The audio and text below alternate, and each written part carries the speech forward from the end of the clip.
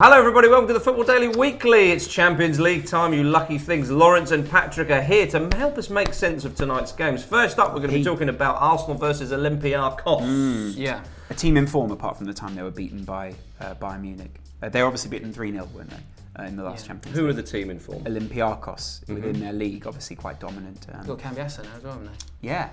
And we know what he did at Leicester.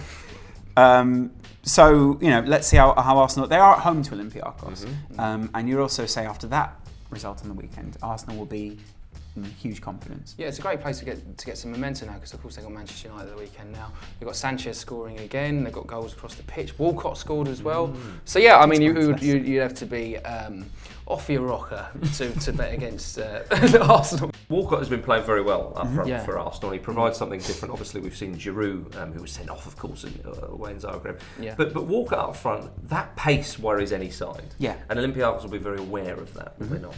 Yeah, I mean, it's not just also Walcott's pace. Say there's also Oxlade-Chamberlain in there. And Sanchez back in the side. Sanchez, although Sanchez has the contrast of the sort of power and pace. And say in the position he plays, it's more about the power than the pace.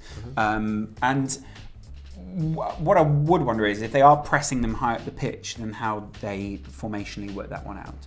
How they get Walcott in behind. Basically, yeah. And do they a slip and a dink maybe, or a slip and a slot? Yeah, slip and a slot. Yeah, I mean a lot of slips there. But if Arsenal are playing Olympiacos at home, having lost their first game, they've got to be looking to comfortably win. Yeah, they'll be looking to get a few goals in, certainly. I think I'll be surprised if Sanchez doesn't score again. So we would fancy Arsenal sort of 2-0, 3-1? I'd go for Arsenal 3-0. Can we just say we completely mispredicted pretty much every other match last week, didn't we? Did we? Yeah. Yeah. Okay. Mainly because of the losses. So we'd fancy Arsenal to win. Yeah, I mean, they have to win. If they lose the first game, it's at home, yeah. it would be a disaster. You'd see 70 minutes, those red seats at the Emirates. I know the traffic's bad around Finsbury Park, but we want to see a full stadium at the Emirates, 90 minutes, happy Gooners going home. And that's my prediction. And lots of Bovril drank if they still have it there. Yes. I don't think they do. What about Chelsea? They're away to Porto. Mourinho, the prodigal son returns. Mourinho back at his old knocking ground. And he's in imperious form as well. So it's the best time for him to return. Well, I think with Chelsea, I think it's a good time to go away in the Champions League. I think Chelsea. Awful, I think. isn't it? Well, I think. Well, no, that's exactly not my point. Because it was a really important point that they got against Newcastle, which means they haven't been beaten in 3. Now the Chelsea fans' opinion is sort of divided between, well, you shouldn't be losing against Newcastle anyway, should you? No. And what a point that was, because it means we're still unbeaten. I would sort of support the second camp there. And it was also Chelsea showed that they have a bit of strength in depth with Willian and Ramirez, who came on and did transform the game.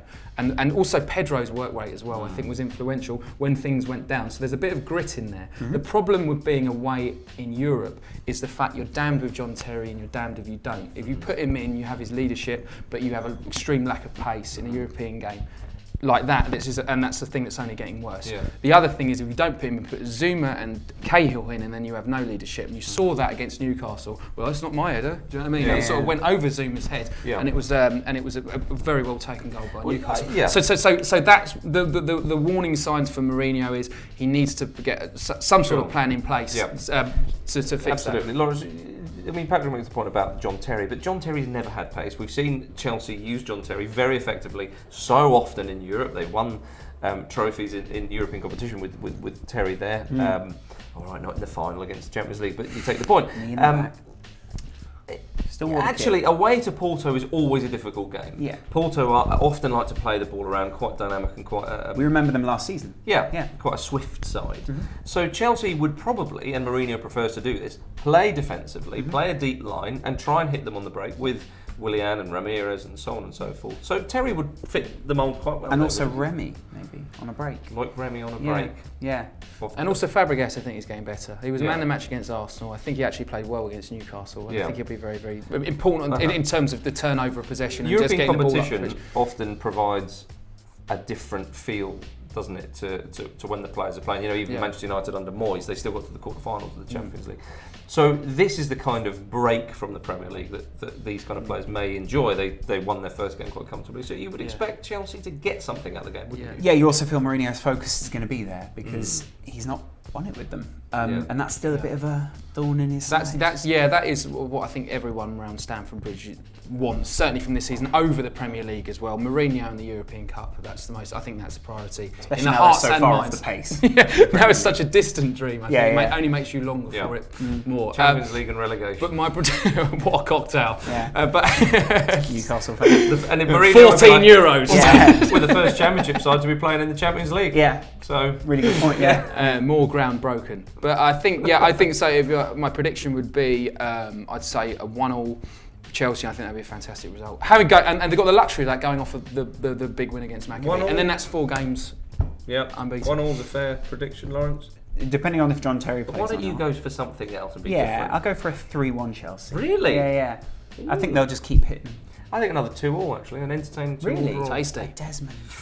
But it's English clubs against German sides. It is, at home to Wolfsburg. Manchester v Germany. The rematch. That's right. Wolfsburg. Yeah. Going to Old Trafford. I think quite a buoyant Old Trafford as well, and I think it'd be difficult to contain that amount of goal scorers, as I said in the main show, that are on the pitch for Manchester United. You've got a Draxler in for Wolfsburg to replace De Bruyne. So it'll be interesting to see how he does at Old Trafford, should he play. But I sort of strongly would back Manchester United, actually. I think They've got that feel-good factor back there. I think you have to put a bit of form together, yeah. Wolfsburg also slightly deflated by more recent results. Yeah. It's hard to lose 5-1. Although it was an incredible 5-1 to lose. And they still play reasonably well, actually, despite that. You don't expect every strike that a man ever touches to go in the back of the net. That's very true. But still, a 5-1 result, and then they had a couple of other disappointing results around that. If you look at Manchester United's group, then they really need to win this match because of the result in the last one. Yeah. And so what you want is a performance where they impress themselves upon the game. And also you'd say with Louis, Wolfsburg seem like they're there for the taking for Manchester United to me. And it's because of results and also because of the tactics that Manchester United will play against them. And I think Manchester United, like Patrick says, will have too much in the front line. They'll attack. Oh yeah. They have to attack, surely. They're home to Wolfsburg with Martial scoring, Rooney getting his first in the Premier League, although he had scored a few in the Champions League already. They've surely got too much for Wolfsburg. I would agree. Yeah. So I would say I'd be looking at maybe let's go for 3-0 Manchester United. 3-0? Yeah. Lozzie. I think Wolfsburg will get a goal. How many goals do you think Manchester United will get? I think 3-1. Yes. Yes. Of course. 3-1. I think Marcus. 4-1. 4-1. Yeah, I thought I was over-egging it. Wolfsburg or United? I'll not say. Good. No, I think Manchester United will win. Perhaps harder to predict is Manchester City away to Borussia. That is a really foggy. Why is that foggy harder one, to isn't predict? Mönchengladbach. Well, is that a game they can bounce back in? Away from home. Gladbach 6 points from 7 games in Bundesliga. Didn't look very good against Sevilla in the group.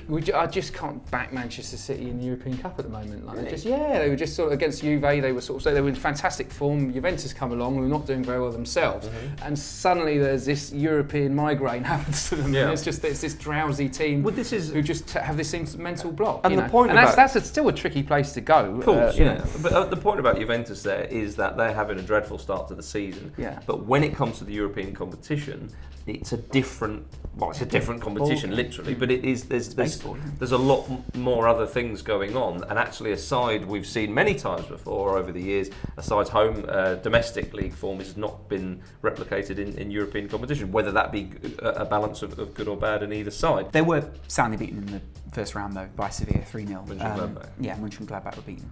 And so what you'd say is, if City can't get a result against them, that's going to be unusual. Yeah. Is it a crisis for Pellegrini then? I don't think it is a crisis for Pellegrini. I think the players have been reminded somewhat of where they are. If they lose. I mean, there was somewhat of. Then they've lost 2 in the Champions League. Yeah, and that's what he's there to deliver now. Yeah, that would make it difficult because they've spent a lot of money. They've bought the players possibly that he wants in there. Maybe that's not the case, but I still think. They will be. Will they be heartless and will they be companyless? We'll have to see. It's got to be must win for Man City. I think losing 2 on the trot in the European Cup and then making that was that 4 or 5 games in it. So it's must win. I think I'm going to say 1-0 to Manchester City, but a very very late goal. and some mopped brows in the 95th minute. I mean, you say it's must win for Manchester City. It's also must win for Mönchengladbach. Yeah. That's why it's going to be so tasty. Yeah. You off to bed? Yeah. Well, I think City will actually do better than we think in this game. So go on then, prediction. I'm going to say 2-0 to City. Oh yeah. I think they'll get through the skin of their teeth, and then it'll just keep the show on the road. Yeah. I think 1-1, and I think Manchester City will go. Oh dear. Yeah. Who's the most unpopular man at Borussia Mönchengladbach matches? I don't know. The man who says, "Give me a B." Because you then have to spell out an enormously long name. So there you are, ladies and gentlemen. Got it. There are. Not everyone will, though. Do leave your comments below. And your jokes, Borussia Mönchengladbach related jokes in the comments below. Lawrence, thank you very much, my dear. Thanks. Patrick, thank you very much, my lovely. Nice one, It's been lovely having you, dears, as well. We will see you very, very soon.